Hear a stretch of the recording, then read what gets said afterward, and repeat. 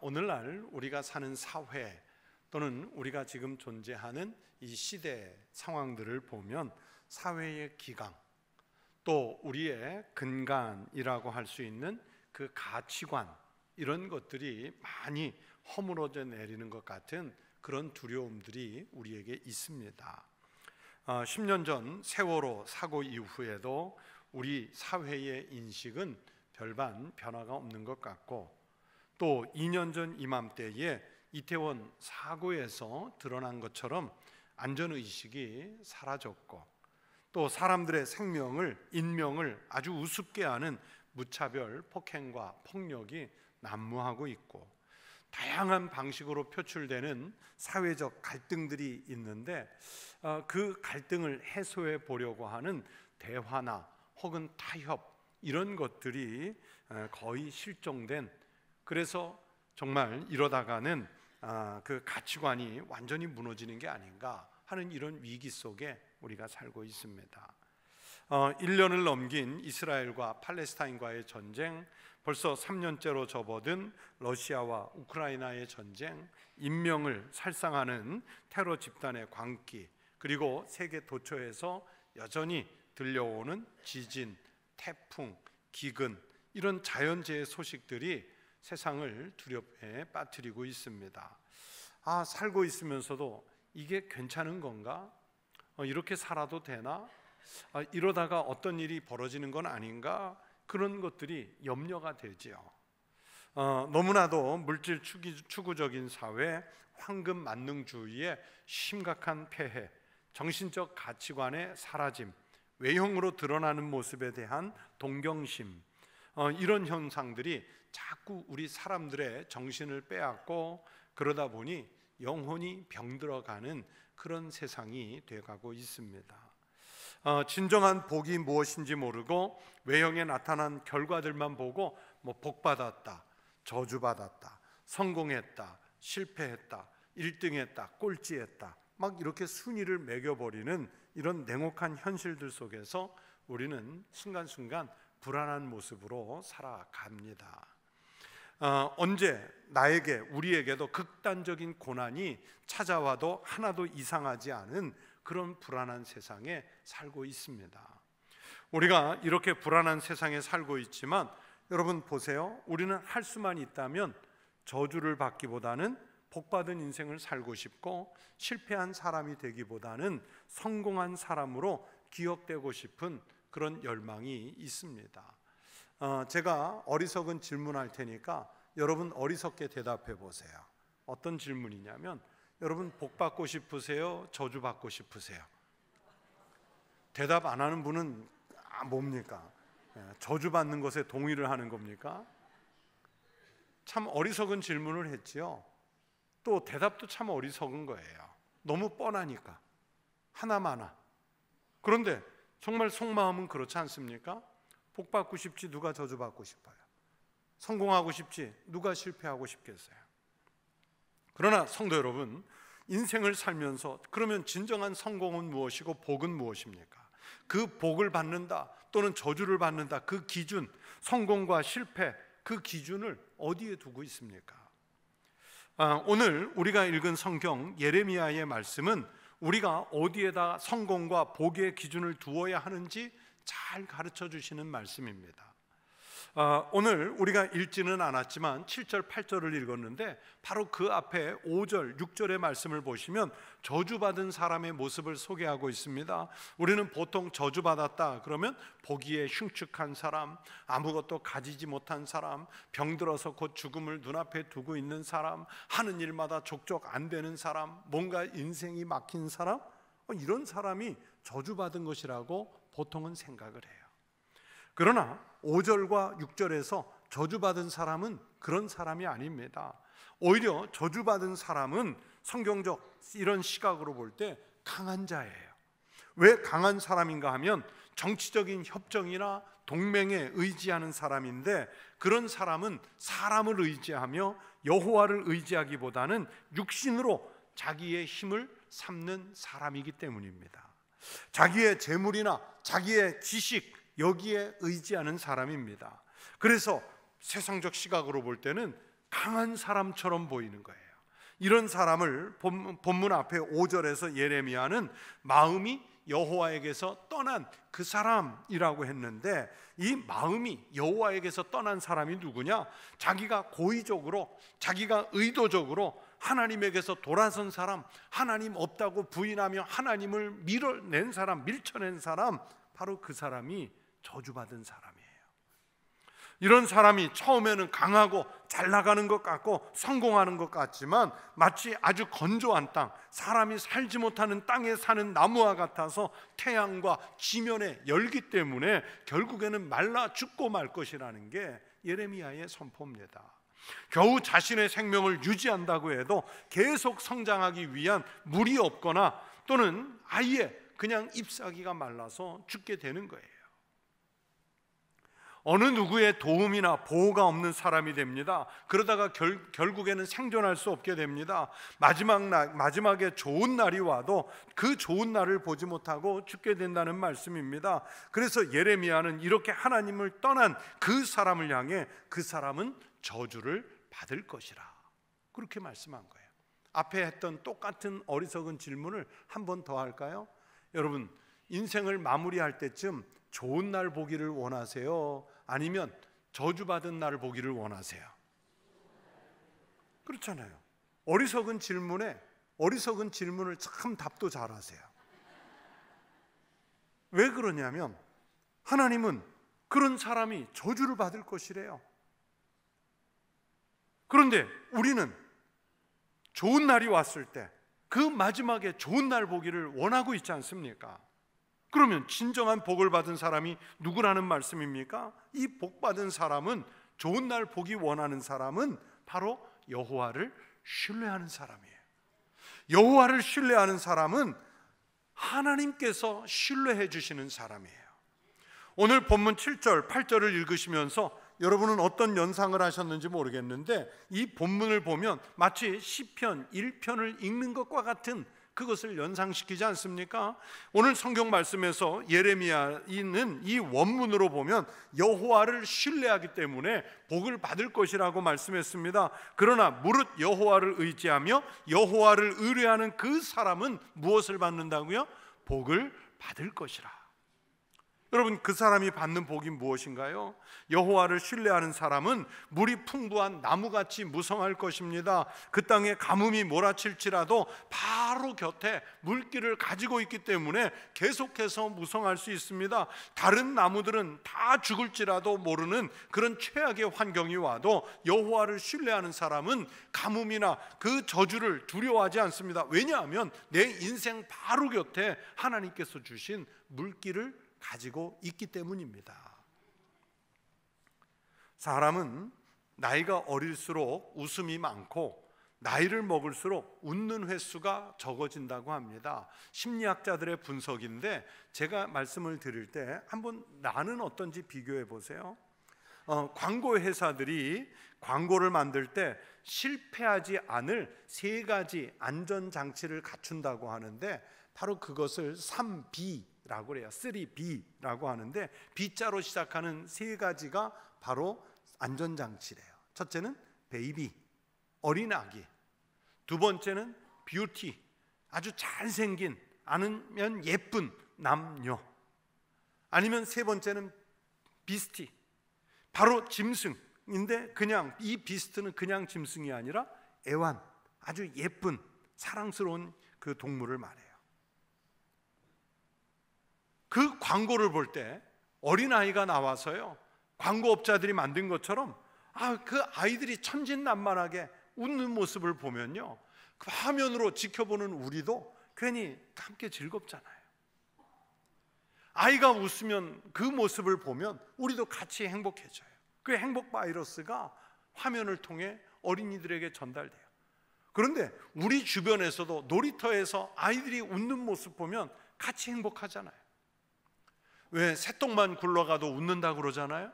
애들은 나뭇잎이 떨어져도 웃고, 돌멩이가 하나 굴러가도 웃고, 어디서 이상한 소리 들리면 웃고 그래요. 그렇게 웃는 모습이 참 보기에 좋은데 왜 어른들은 웃지 않을까요? 분석에 의하면, 그 심리학자들 분석에 의하면 6살의 어린이는요 하루에 400회 이상을 웃는데요. 그런데 40대 계시면 잘 들어보세요. 40대가 되면 몇 번 웃을까요? 하루에? 10번쯤 웃는데요. 그러면 50대 잘 들으세요. 50대는 몇 번쯤 웃을까요? 이미 얼굴이 굳어서 웃는 횟수가 한 자릿수로 내려온답니다. 왜 사람들은 나이가 들어가면 웃음을 잃어버릴까요? 무엇이 사람에게서 웃음을 빼앗아가고 있을까요?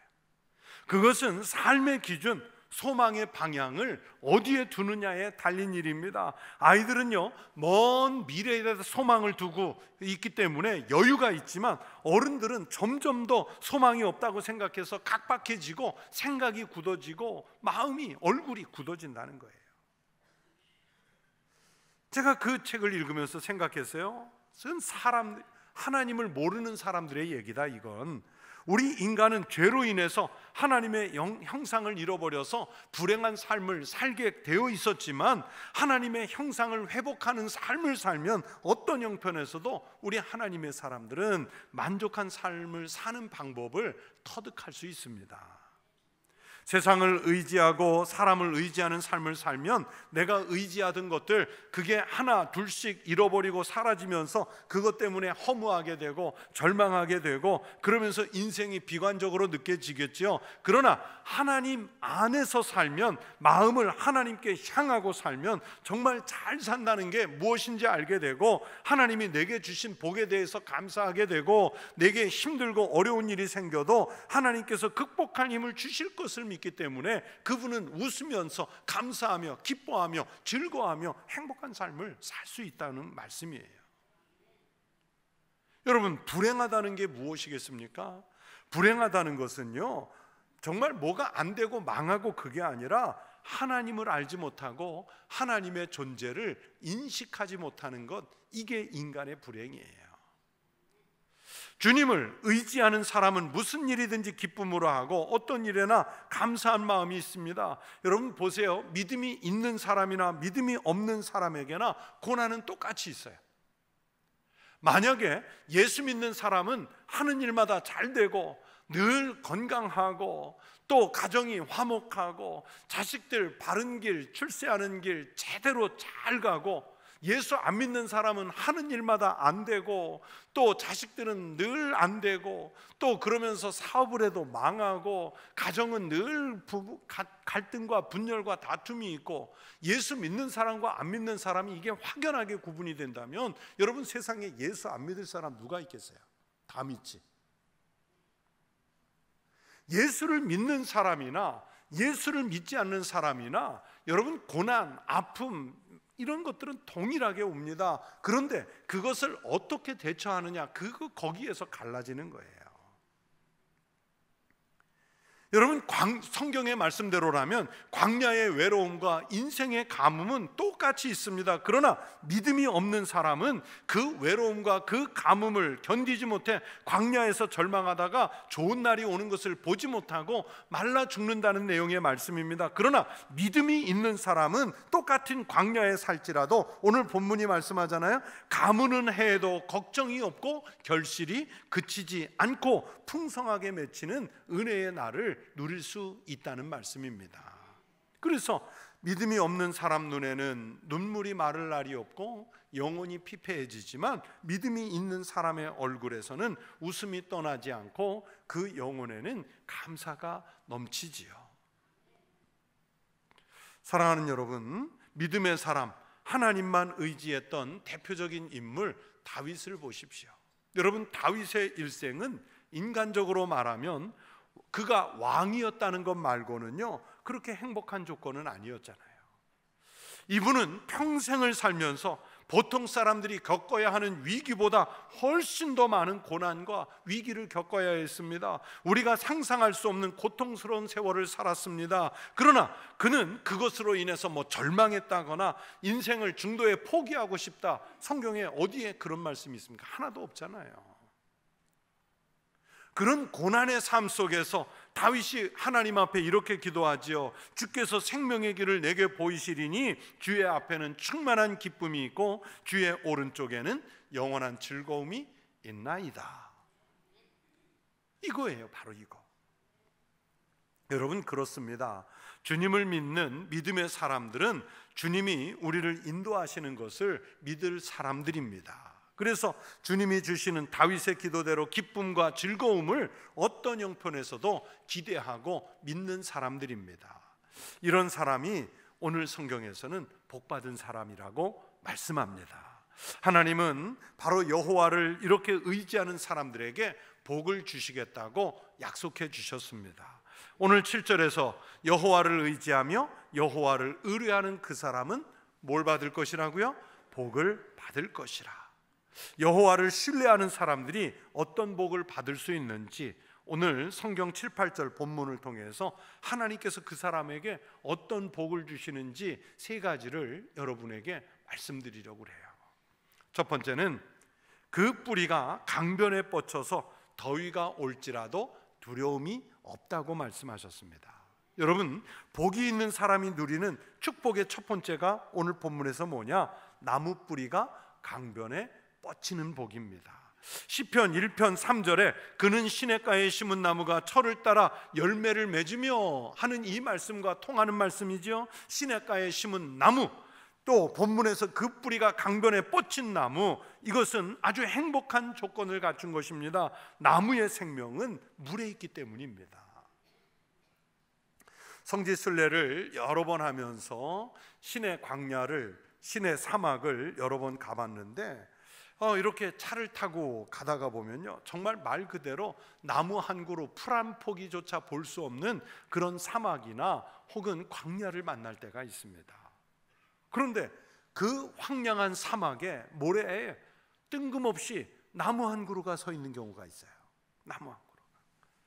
그 나무가 바로 성경에 등장하는 시팀나무입니다. 시팀나무인데 가이드에게 오래전에 물어보니까 그 시팀나무가, 성경의 나무가 그 사막 기후에 매우 강하기도 하지만 그 시팀나무는요, 뿌리를 길게 뻗어서 그 나무의 아주 아래 깊은 곳, 아니면 멀리 떨어진 어느 곳인가 약간의 물이 있는데 거기에 나무 뿌리가 가 있다는 거예요. 가 있다는. 그래서 거기에 뿌리가 닿지 않는 풀이나 또는 나무는 다 죽지만 요행스럽게 저 시팀나무 한 그루는 거기에 뿌리가 다 있기 때문에 그 나무는 사막 속에서 살아있다는 거예요. 그렇게 나무는 수분을 공급받아야 살 수 있고 잎도 나고 열매도 맺고 할 수 있습니다. 그래서 나무에게 가장 큰 복은 나무 곁에 물이 있는 것이겠죠. 뿌리가 강변에 닿았다는 것은 나무로서는 가장 행복한 조건이 됩니다. 우리가 우리 인생의 뿌리를 물질에 닿게 한다든지 명예에 닿게 한다든지 외형적인 것에 닿게 하면 잠깐은 그 갈증을 해소하는 것 같습니다. 그러나 마치 바닷물에 뿌리를 내놓은 것처럼 언젠가는 우리를 더 갈증나게 만들어서 죽게 할 것이지요. 세상의 것들이 말라버리는 순간, 생명의 물이 부족해서 영혼이 마르고 인생이 마르는 순간이 올 수 있습니다. 그러나 여호와를 의지하는 사람은 오늘 성경이 말씀하는 게 뭐냐면 바로 우리 인생의 뿌리를 마르지 않는 생명수에 닿게 한 것이기 때문에 어떤 시련이나 환난이 와도, 고난이 와도, 슬픔이나 고통이 와도 그것을 두려워하지 않고 이겨낼 수 있는 힘을 그 생명으로부터 얻을 수 있다는 말씀이에요. 그것을 오늘 성경에서는 뭐라고 표현했느냐? 더위가 올지라도 두려워하지 아니하며. 더위가 올지라도 두려워하지 아니하며. 여러분, 우리가 아무리 남부러울 만한 부귀와 명예를 쌓아도 그것이 우리 영혼의 안전을 보장하지 못합니다. 재물이 많고 명예가 높은 것이 인생을 만족하게 하는 것이 아니라 하나님의 풍성한 은혜의 그늘 아래 있어야 진정한 행복을 누릴 줄로 믿습니다. 힘들고 어려운 때를 만날수록 더욱 하나님께 여러분의 인생에 뿌리를 닿게 하셔서 믿음으로 사시기를 바랍니다. 우리 모든 성도들이 오직 하나님께 여러분의 뿌리를 닿게 해서 하나님이 여러분에게 얼마나 많이 복을 주시는지, 안전하게 지키시는지 그것을 경험하며 살아가실 수 있게 되기를 축원합니다.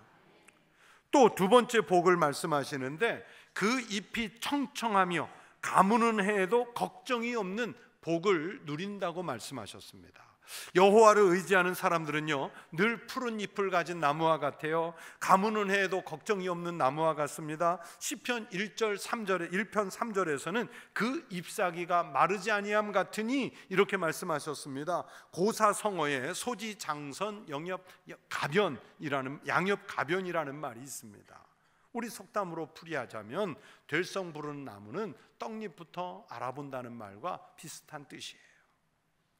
우리가 나무를 키워보고 화초를 키워보면 압니다. 잎이 맑게 푸르지 못하고 윤기가 없으면 그 나무에 뭔가 이상이 생긴 거예요. 제가 다른 데 가서 아니면 어떤 밖에 나가서 벤자민 나무를 보면 참 보기에 좋더라고요.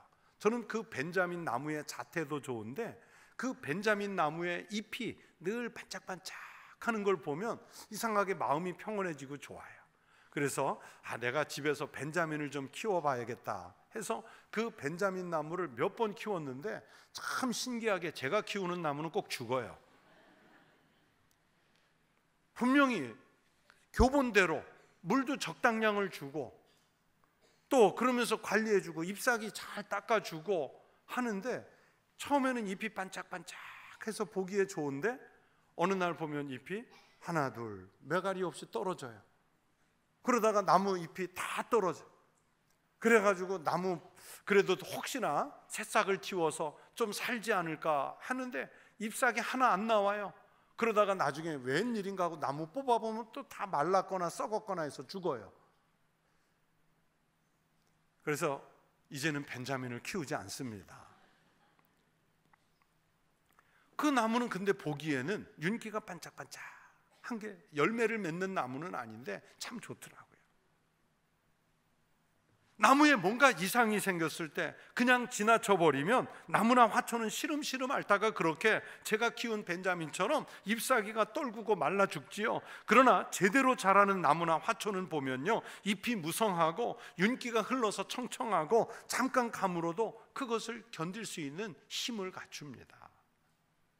그리고 그렇게 잘 자라서 큰 나무가 되면 사람들에게 여러 가지 혜택도 주고 또 그것을 바라보는 사람들에게 즐거움도 줍니다. 잘 살아 있어야 무엇이든 할 수 있지요. 열매도 맺을 수 있습니다. 기쁨을 나눌 수 있습니다. 오늘 성경 말씀은 여호와를 의지하는 사람이 그 신앙으로 인해서 삶이 그렇게 잎사귀가 청청한 것처럼 윤택한 복을 누릴 수 있다고 말씀하셨어요. 그 모습이 다른 사람들에게 빛을 내는 청청한 모습으로 비치고 있는 것입니다. 물이 제때 공급되지 않으면 나무가 죽듯이 하나님의 은혜가 제대로 공급되지 않는 사람들은 결국에는 윤기가 마른 그런 인생을 살게 됩니다. 모든 사람에게 복과 은혜가 공평하게 주어지는 것은 아닙니다. 말씀드린 것처럼 때로는 시련도 오고 곤란한 일도 겪을 수 있습니다. 그러나 하나님을 의지하는 사람들은 그런 것들이 문제되지 않아요. 하나님께서 회복의 은혜를 주실 것이라는 믿음이 있기 때문입니다. 여러분, 인생이 건조해 보이고 거칠어 보이면 더욱 하나님 의지하십시오. 하나님께서 우리 생애를 청청하게 그러면 깨끗하게 지켜주실 줄로 믿습니다. 세 번째 복은 뭐냐? 여호와를 의뢰하는 사람은 결실이 그치지 않는 복을 받는다고 말씀하셨습니다. 이 세상의 모든 사람은 자신의 일생에 후회가 없는 인생을 살고 싶어 하지요. 그러면서도 실제로는 기대와 바람과는 상관없는 후회할 일들만 만들고 살아갑니다. 우리가 살아온 인생을 보면 정말 후회할 것이 많아요. 저만 해도 그래요. 학생 때 공부를 조금만 더 열심히 할 걸. 부모님들 살아계실 때 좀 더 효도 좀 할 걸. 어떤 사람은 사업을 할 때, 투자를 할 때 좀 더 신중하게 해서 깎아먹지 말 걸.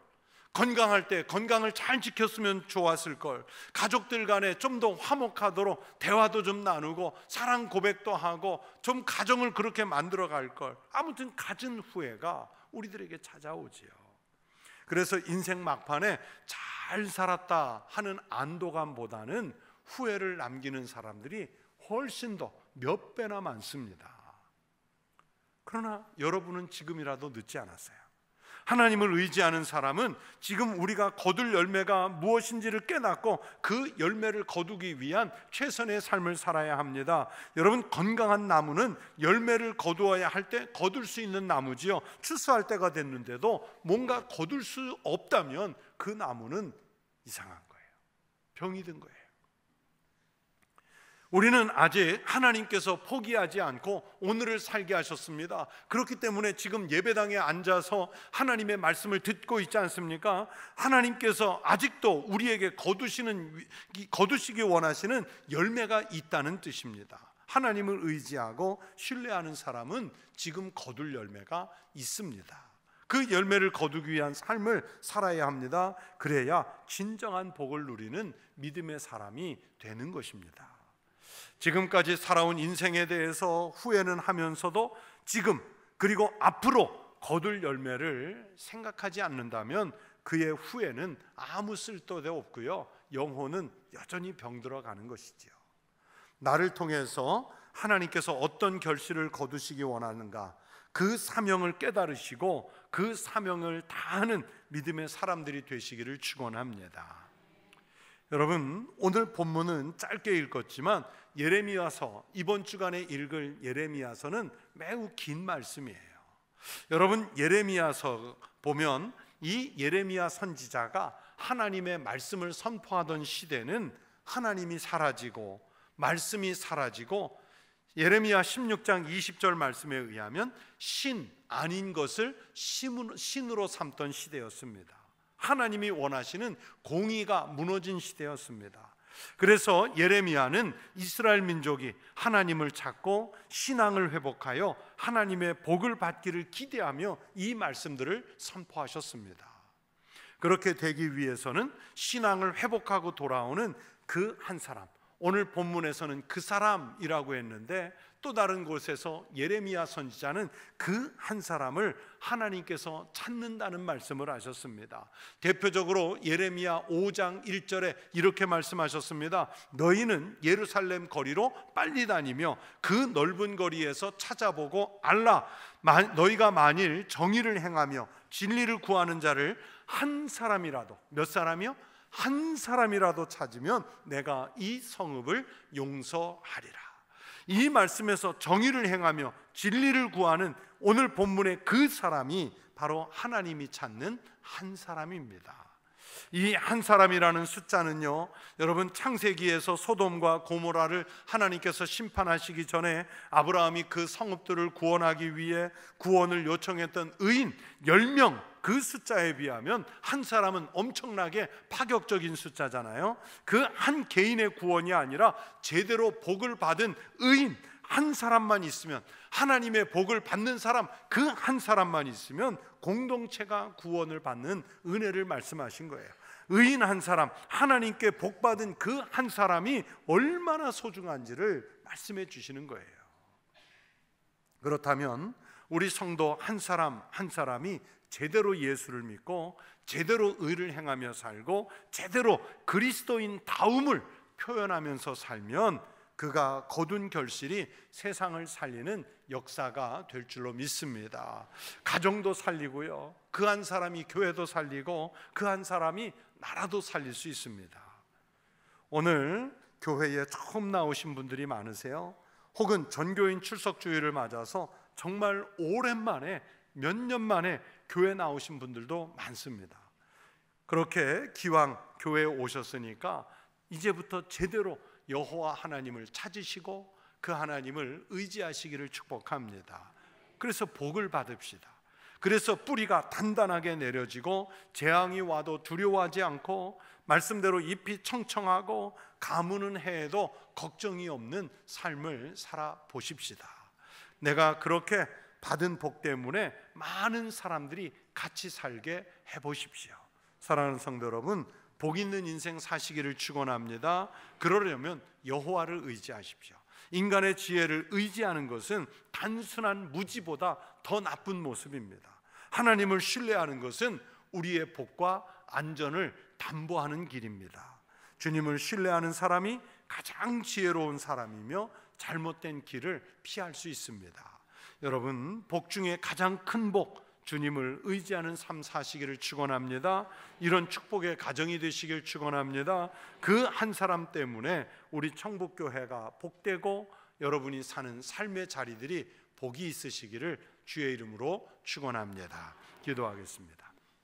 하나님 아버지, 우리가 여호와 하나님을 신뢰하고 의지하는 것 때문에 하나님이 또한 우리를 신뢰하고 하나님께서 우리를 나무처럼 복을 주시되, 하나님, 우리의 나무 인생 뿌리가 하나님이라는 물에 닿게 하시고 또 우리의 잎이 청청하게 하시고 우리가 맺고자 하는 결실들이 많은 열매로 맺힐 수 있는 축복을 누리게 하여 주시옵소서. 어떤 형편에서도 어떤 상황에서도 오직 여호와 하나님 의뢰하는 참 복 있는 그 사람이 바로 우리에게 하여 주시옵소서. 예수님의 이름으로 기도하옵나이다. 아멘.